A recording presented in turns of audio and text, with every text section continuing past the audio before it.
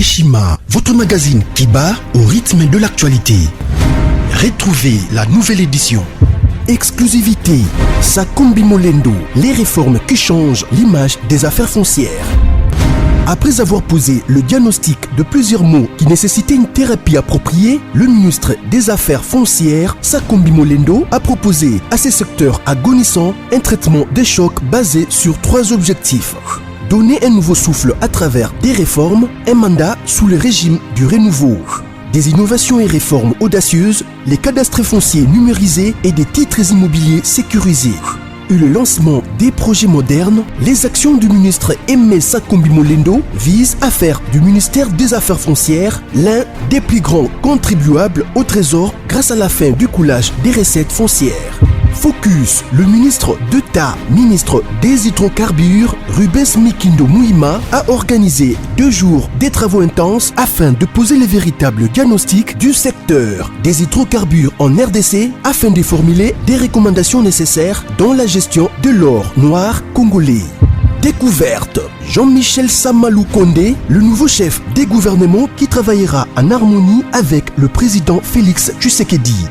Nation, le directeur général de la DGI, Barnabé Mouakadi, adresse ses félicitations à Monsieur le Président de la République, Félix Antoine Tshisekedi, à l'occasion de son investiture en qualité de président de l'Union africaine. À lire également, le directeur général de la CNSS, Agnès Mouad Nawej, adresse ses félicitations à son Excellence, Monsieur Jean-Michel Samalou Kondé, pour sa nomination au poste de Premier ministre. Lumumba Mouzé et Étienne Tshisekedi, des héros immortels. Majorité parlementaire, la remontada de Félix Tshisekedi. Économie, fraude fiscale, un mal qui gangrène toujours le trésor public. Retrouvez l'intégralité du magazine Eshima dans les kiosques. Eshima Magazine, un nouveau standard d'information.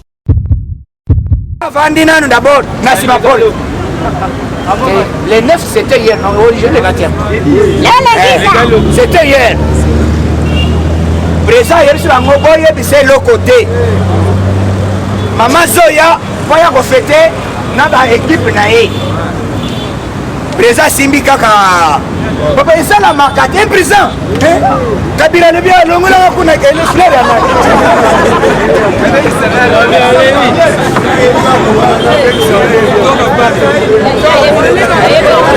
Toka party.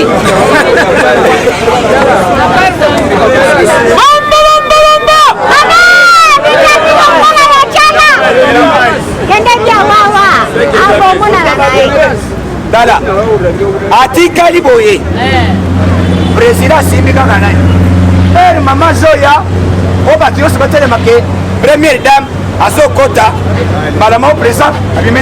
maman surtout qui, aux amobali.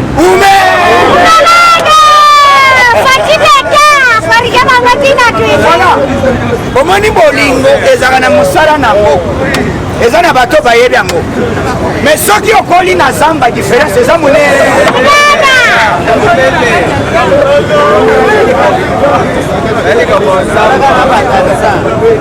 Tarzan ah Tarzan. Ya yebine masasi. Unasema nini? Toka pale. Tangu première dame à mon dimension, il y a un chef de l'État à offrir flair. À l'objet, ce n'est pas possible.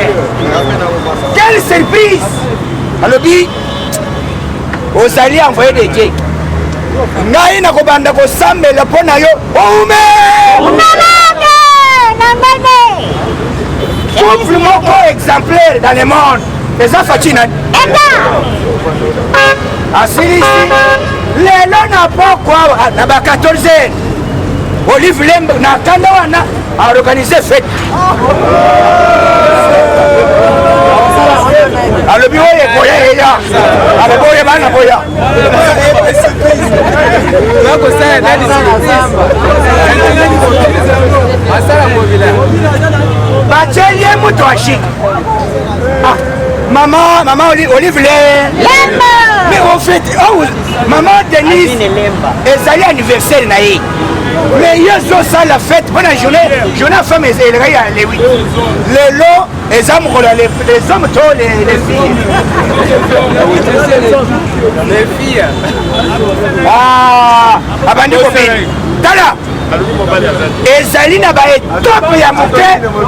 yoka idepesi viva eza na baetape ya vie moke kaka soki wala ntango okomi koregrete olobi soki ndi biso nazaki présidente première dame nazota occasion boye te alobi nayebaki te so nayebaka mbele na bala ti boye te nyonso wana na vie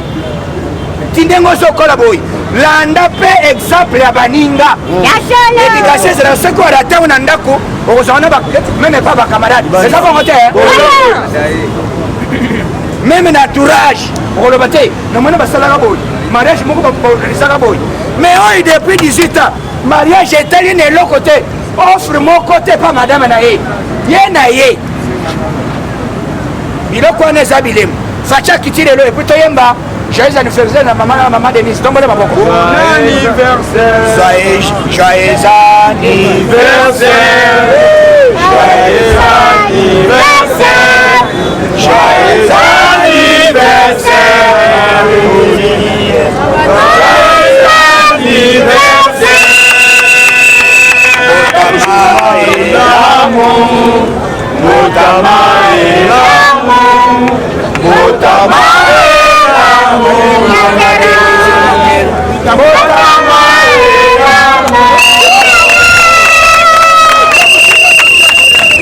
Maman Denise Oume Fatime papa olinga te azali mwasi ya chef de faut respecter ye tolinga ye puisque azali kobatela biso chef de tosambelaka mingi mpo aume fatia kiti na zando kokita na zando fatia aza stratège Fatime bayebaki te ke fatia azokita asali mama na surprise même chantini akomi koregrete azwa mutuka ya ben asopase mura ayebiseke tete zonga lobi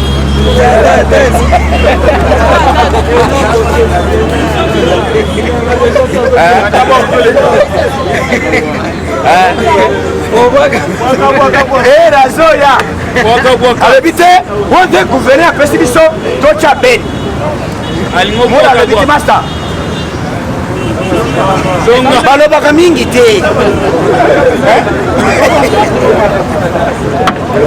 bango bayebi kobokola nde mwana bebe basalaka badeplacement kaka boye musique ya leta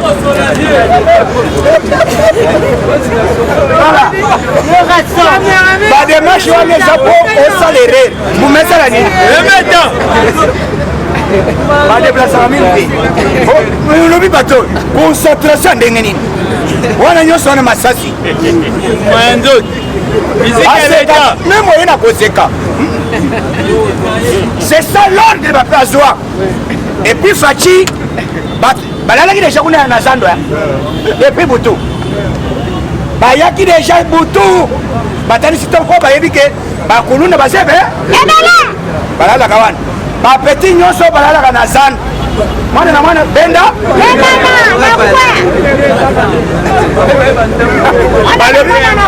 balobi masa teresa mine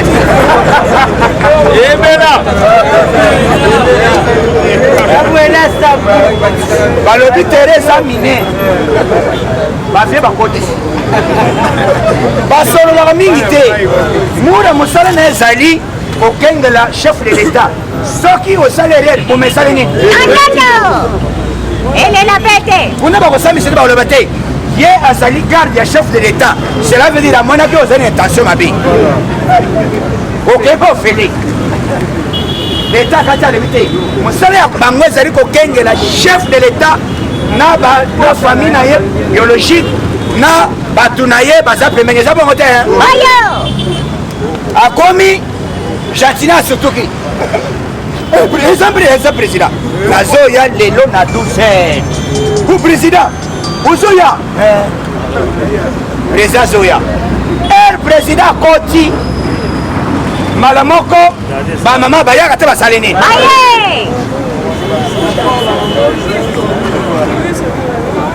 mais président aza na programme na ye aboyaki koanonsango na matoi ya Chantilly Ngobila alobi ndenge na kiti awa azoyika makilini président alobi zandu oyo zandu nde yango oyo eza soni ya makake ayaki mpe na mai comment epuis bamama balobi te président depo akanga asalaka te yango oyo alongwa président azomela oui, vous avez raison puisque Fachi atali yazali le peuple ni d'abord le peuple d'abord sur place président apesi instruction abimisi nini musala à partir d'aujourd'hui dès demain travaux et banda allumé garde mettez Fachi mapoko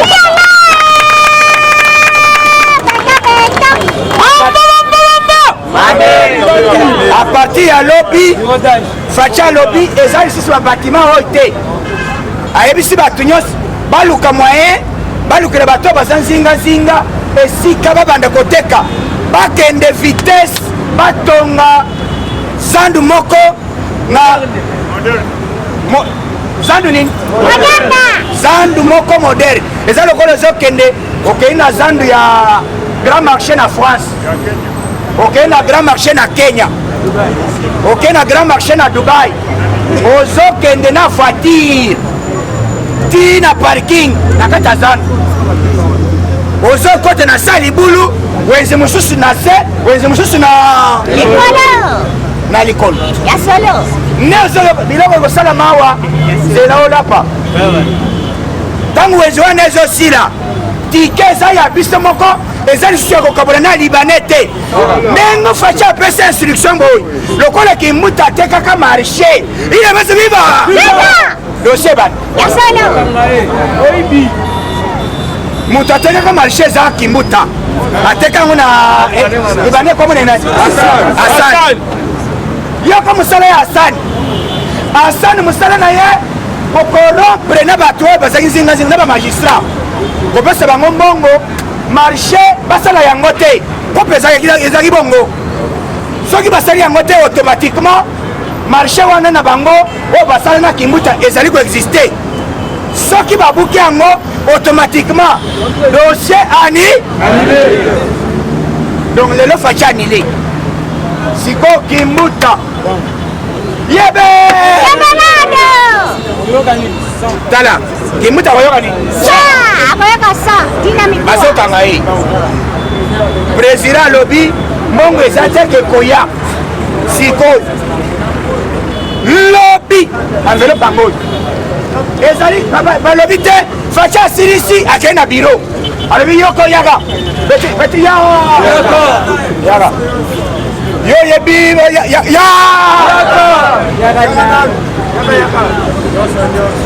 alimeta mbongo ebimi banque mondiale ayebisi Fachi boy à tout moment zwa numéro chombo nde biloko eza boma fayulu akomi kosenga réforme institutionnelle nani omeli zododo te tala réforme posala yango il faut baadopte projet wana na assemblée nini na assemblée nini nationale mais fayulu azoloba tosala réforme ekosala maloyo te soki biso nano tosali recensement te oyoki coordonné nanga azoloba nini toza na bamashine eza ndambo mais ezosenga gouvernement basangana na chef de l'état na assemblée nationale bapesa biso moyen po tobakisa bamateriel mosusu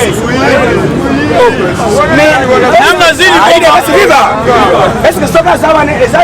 eza ya problème na biso tika ya vanda eza basango entre autres ambongo na nani ambongo na nani balobi boluka mobali moko oyo soit mwana mwasi oyo na église aremplace konena na lelo soki aza kuna eza problème ya idps te biso idps toa église te idps toza parti nini toza parti nini donc lelo bazo regretter avant tokende l'élection il faut toujours d'abord carte d'identification et ça va monter recensement tous en approche à bang élection t ce que élection et salami que recensement salamité c'est la haute trahison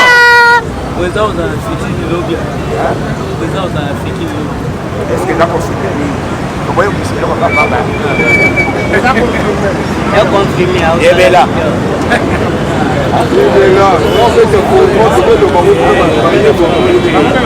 il est pas vivant yoke eloko lelo nasalaki descente na émission état de droit nasalaki descente na bandale avenue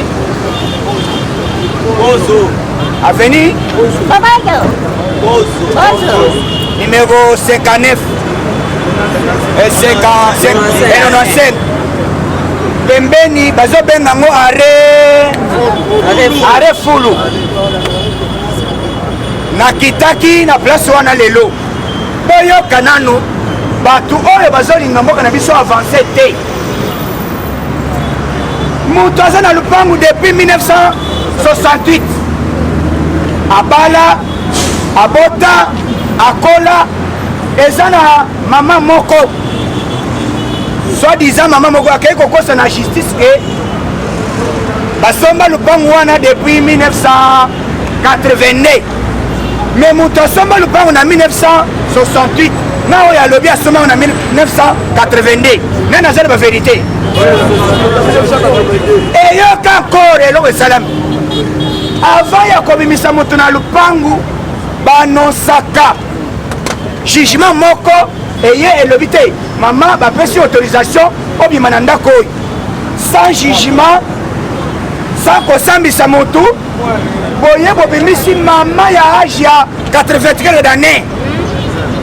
na ye na famille na ye na bana na ye na minute oyo baza libanda bazotelengana yango tolobi lokolo toza na kati état de droit esala mosala eloko wana tokopermettre omoni biloko wana eza bakabiliste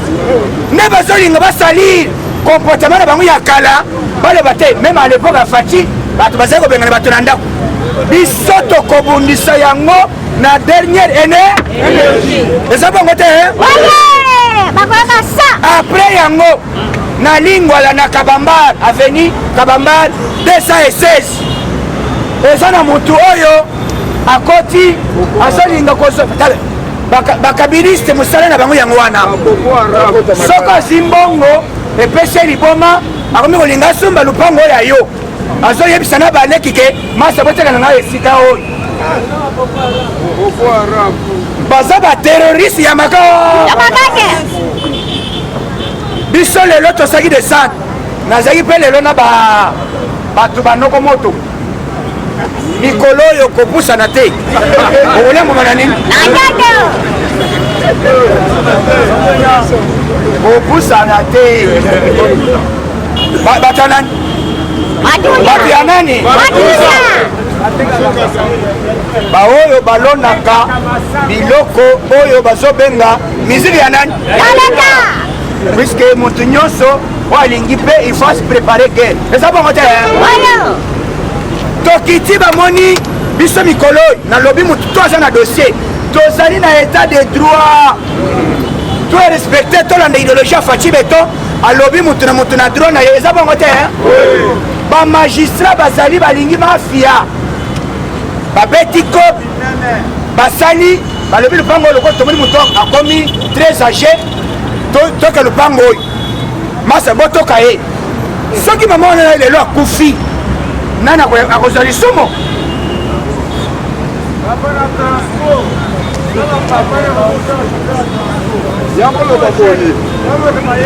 non makambo ya Trasco eza boye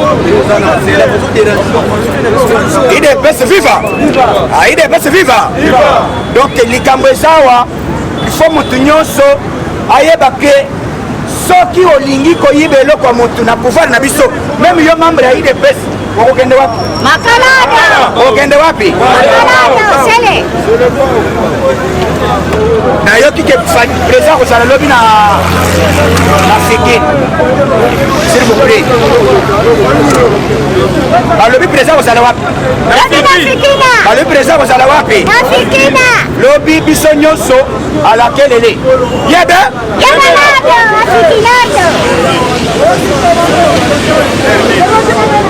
monsieur le président si vous êtes déjà na ton président kozala yo te yokomaka déjà mikomela ero kokoma ndo okoma na disposition lebi te présence oyo eza bongo te komaka déjà ota la position présence oyo na fikine mikolo oyo kisaleme d'ici vendredi lokola le 15 eza mokolo nini lundi rentrée parlementaire mais avant le 15 okoyoka urgence communiqué quoi président de la présidence sont nommés vie l'article 6 vie 006 par 1 par Félix Ekechilo par 7 par chef de sono Fatime bakoyoka nini Shandine mabunda ya ja ayoki nini ilungu wankamba kamba wailo ayoki nini tambo wa mwambe Alexandre ayoki nini tunda ya kasende ya ayoki nini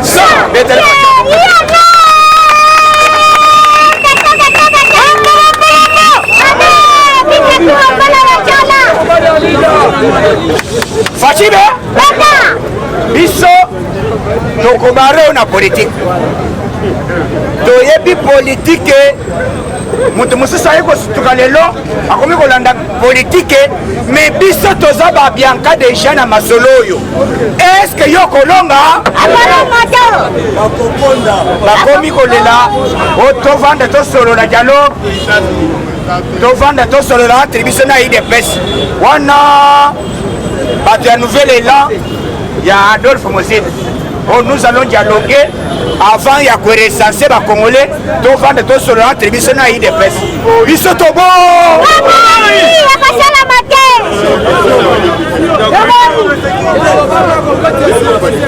alobaki akokomisa sécurité pour que le pays soit ingouvernable mais ayebaki te ke biso avant ya aloba Fachi abetaki déjà diplomatie depuis quand omoni Fachi azaka ndeni avant bora bien eya Fachi akitaka d'abord na base ayoka décision ya base idevese viva Fachi akitaka déjà na base omoni ba descente ya Fachi borwa makasi ezoya bora mikorako ndo moni président osala badescente liboso asali badescente ya liboso na nzele na kinkoli alobi na bourgmestre boy lokola yo osalelaka peuple te yebe bourgmestre omoni habitude ya bato oyo mpo makambo na biso eresir bien ezosenga biso bacombattant tokoma babourgmestre nyonso soki combattant za bourgmestre akondima salite ezala na Kinshasa d'abord salongo oyo eza ya 200 fois te mais osalongo ekomi ya 200 opesa 200 ya salongo mais salongo matiti yango oyo atiki matiti azi 200 omoni mbongo na biso soki otali nalingi na continue nayebisa bandeko na biso ya moto boyi IDPS viva moto tout le monde toza bacombattant ntango ozotambola na moto mutu nyonso ozotambola na moto na Kinshasa aza combattant te eza bongo te il faut koyebisa bato wana ke totikaka habitude ya bainjire bato wana bazokende koloba nini tala bato ya papa est ce que moto nyonso eza IDPS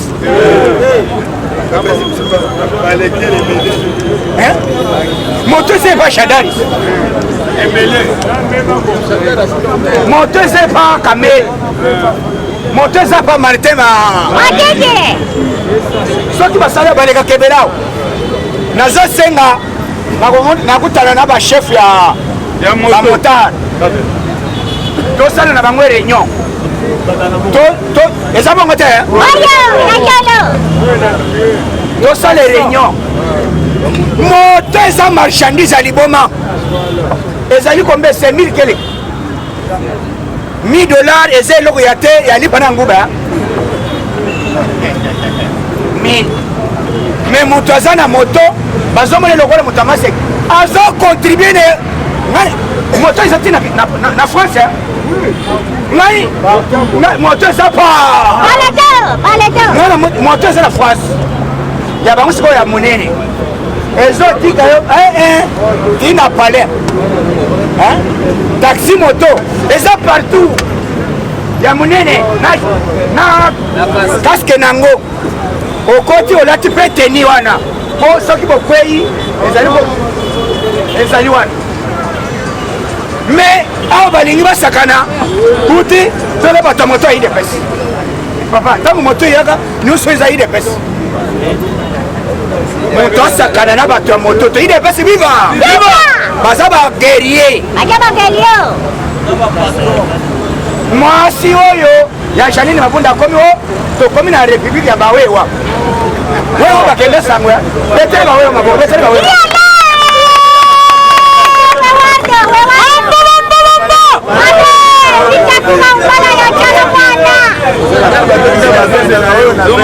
mais bazobosana te wewa na bango à l'époque avant tokende na élection batindaka bawewa na 20 mai mais bamoto nyonso wana basala bapesa bango ezalaka wapi biso combattant azalaka bien éduqué combattant jamais akofinga motu ayebi ke soki na fingi ezali honneur ya kicombattant te azo respecte motu nyonso soki motu wana asali balobi omoni moto ya IDPS bongo ya Shadari eza wapi biloko wana biso tozobisa bino botika kosakana na bacombattant ya IDPS moto c'est l'argent moto wana azolesa libota mpe azoede peuple congolais tala embouteillage oyo bacreye na minute oyo misala liboso ezalaki o basode moto ezosila te tala embouteillage ye sikoyo oyo ya lelo ya mikolo eza ya nini provocation bazoprovoke yango tozoloba toyebi te Sylvano Kasongo omoni président c'est le point nommé d'abord nouveaux généraux na niveau de la police puisque nano azwi maîtrise ya bien boro wana bien te eza bongo te puisque moto eza ebele eza bongo te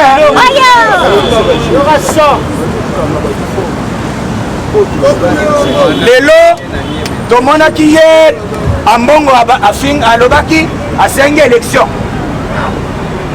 alobi te nous voulons les élections na date prévue tokondima report moko te ntango tshombo eleli papa alobi dans 48 heures soki osali te tala omoni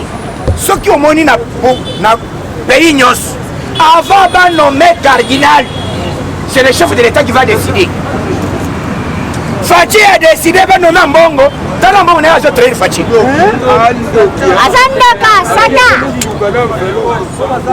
Aïe, comme on a fait pour la Sony, aïe, pas Samalokonde. Oh, Excellence, tu sais que le gouvernement, ocha ba miibite ocha bato ya nani mais bino boza na dossier le moko mafia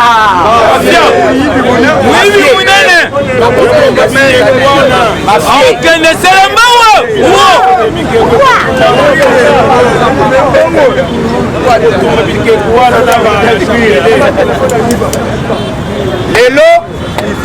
boko comprendre que ceux qui batunions vont comprendre pourquoi Fachi azoyoka ka base po biso tozana politique ya koyoka ka mingi base mfano biso uti bana uti wapi abasa yango base mbaloi c'est là mona c'est dans le besoin d'une élection toko glisser d'une manière professionnelle Soko boy katsaka braza.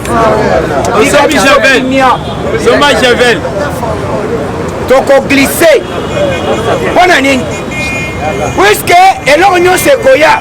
bako débattre nango na Assemblée nationale. Après Assemblée nationale bakoya nango lisusu na wapi? Na Sénat. Sénat. Oya bayati lukwe. Lokwe baba. Batu nyonso bakoseli bayati. Bazoluka diabo bamoni lokola bayati a réussir. Balobia bayati a exiger du ministère. Et baloba qui dit 5 couteza 5 kozala. Puisque tozali na 44 quelques ministères. Mais il y a ça na ba député. Et ça par rapport à ba député mais président a décidé ba kotamiser ba député yete. Oui. Ne mutoko sala ko choisir les anani président Fachibe longtemps. Biso ministère ce qui va nommer yote. Ce n'est pas dire que les affaires du monde. Puisque misala ezali ebele. Bisoyo, il devait se vivre. Il devait se vivre. Bisoyo lelo, batouo bazali kokanisa ke tokoli moi. Kabila lobi nasala boyina kanga Fachi. Lelo pouvoir yango tozwi. Bango bakomi or permettre c'est hier, président Salisse a sali maman Denise, première dame. Surprise à l'Iboma. Ah, il devait se vivre. Il a quoi bon Kabila yebaka yango ti. Hein?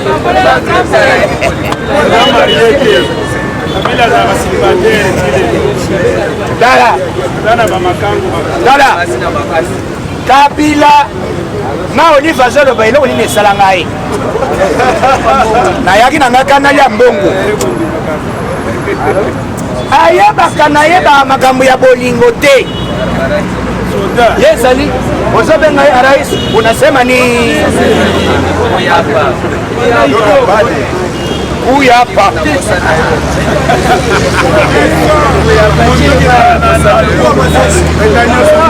toka pande ye tendresse Kabila kaba nani vie nani nani komanda nani komanda Ipo Hippolyte kana mutu aye kochange komba Kabila asali lisumu puisque mutu azali komona Hippolyte nani bomini biso bochange identité yango bakotuna mama Sifa ayebisa biso kombo ya Kabila zwango depuis quand dossier ezali lelo avant de continuer na descente à Fachi na Zando Kaleve azo se justifier azoloba ke procureur ponga inaya na moni dossier bakomeli ngai eza na kati na ngona bambeba na document moko bakomela ba dossier mibale o ngai kutu naza saisi te mais naza kaka na réseaux sociaux o bafundi ngai pa Claude Muyambu o bafundi ngai pa Kingani ngai pona répondre faut ba saisir ngai na document moko o na ko répondre na ko na doko répondre na ba document misatu te procureur pa le biboy o linga te Boko Mukwata sama Bamba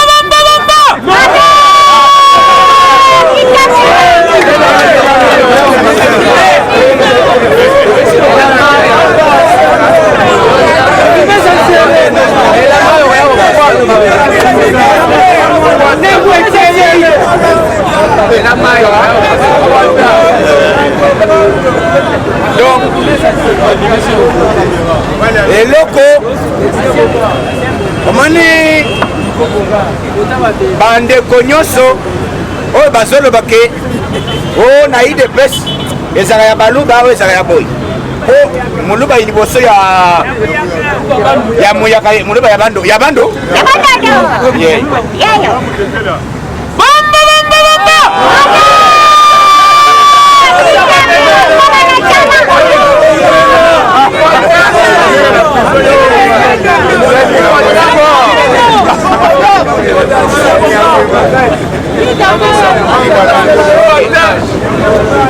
IDPS viva!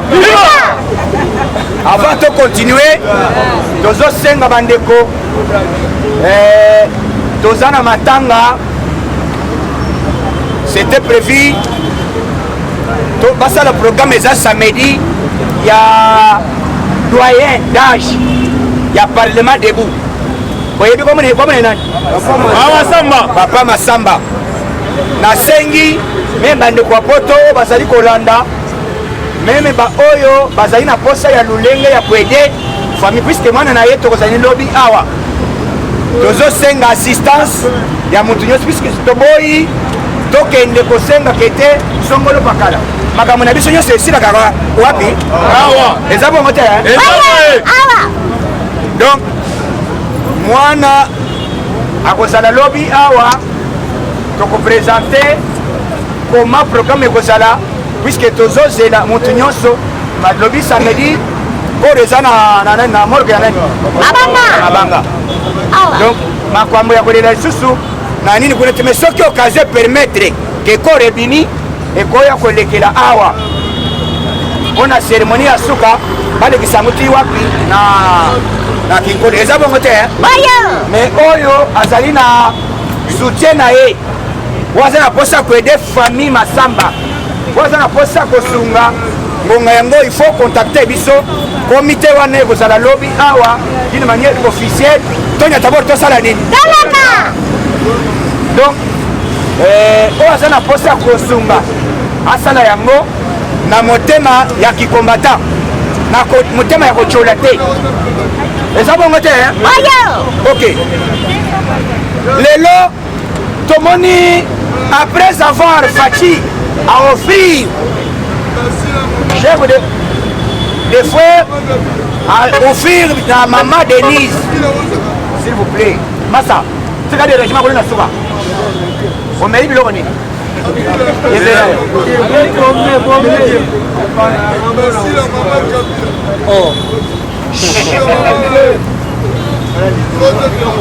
IDPS viva omoni pe omoni eloko ezalaka nini soki arango ezalaki bato balalaka awa me nayebi te bakombate bazopesa ngo te na poko wana kombata chauffeur azoloba pe kombata nazali bacibe bawana bazalaka bongo wana azopesa alobi président nazali alobi IDPS ume ya biso ezalaka bongo à l'époque ntango tozokende marche bamosusu balembi bato baye na remorque balobi te karibire esila bomata ofele alobi fomi nano nanga mosala me nazala membre ya IDPS nano mone bolingo te bamosusu balingolo bango misala balibane bayoka bongo yoko moto ayi de bes alongole mosala mais azobo abosanaki ke un jour facha kozala chef de kombata nani bokombi mitoka te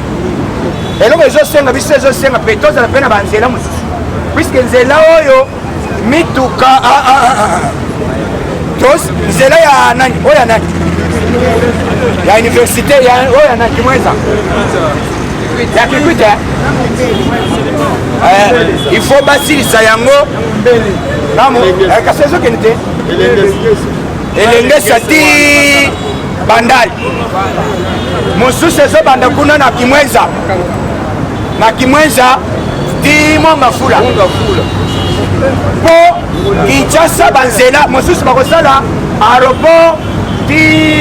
ingabo eza wapi na nani awo na kolumba eleki directement gare neni nde esika projet ezali mais lelo fatia kitaki na zana il devait se vivre mais avant akita tozokende na problème ya gerbe de fleur oyo mama Olive Lemba leli alobi nayebaki te ke eloko esala ngai nabala ti boyi tana baninga bolingo oyo makaku Mandeko nyama ya za ikapo baninga tana baninga 18 ans tosali tozwa ta eta ya boyi te président asali neti abomanisi mapole fala bageste ya bolingo c'est ça oyo balo babengaka surprise mama zoya boya koya kovanda na bamama oyo na cérémonie d'abord anniversaire ya mama ezalaki le 9 tobe toyembele anniversaire non eza bongo te eza bongo te yaye ezalaki ya le 9 tokoyemba et le vice ministre chargé au songolo bakala nyata borto ere bazonome facha lobi nazotia ba guerrier gouvernement eza ya banani ya baguerrier eza bato ya makasi donc zala kimia bato bazoluka lelo bayeba vérité facha lobi na lobi mbala oyo bapeti bakosomba ande mais yo zela train bazolase bientôt na masemanimba na semaine prochaine tokokoma kuna po tokende tocouvrir l'événement ya train ya chemin de fer bientôt d'une manière officielle simba motema to na masemanimba ere bazobimisa kombata bongama yebe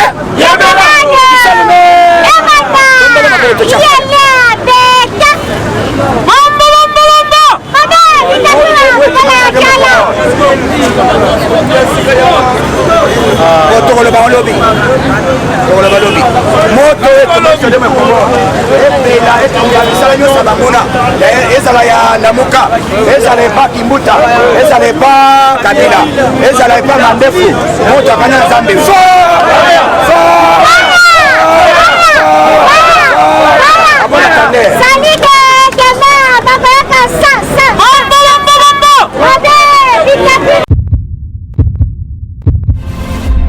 Eshima, votre magazine qui bat au rythme de l'actualité. Retrouvez la nouvelle édition.